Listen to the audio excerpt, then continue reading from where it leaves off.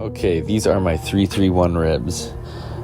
You normally see these as 3-2-1 ribs, but I prefer them as 3-3-1. And what that means is that I smoke them for the first 3 hours, and then I wrap them in liquid for the next 3 hours, and then I have sauce on them for the last hour.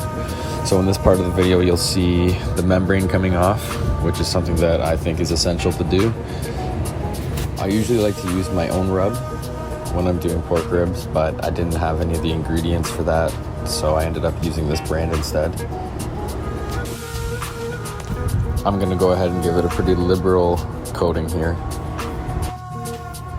Now that I got both sides coated, I'm gonna go ahead and put it on the Traeger, which is set to smoke right now, so it's probably gonna sit anywhere between 165 and 180.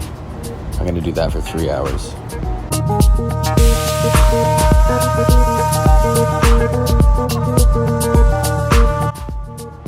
Okay, so these ribs just came off. They're looking really good.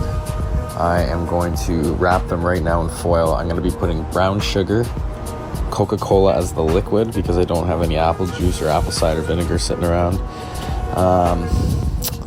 maple syrup, honey, and a little bit of butter.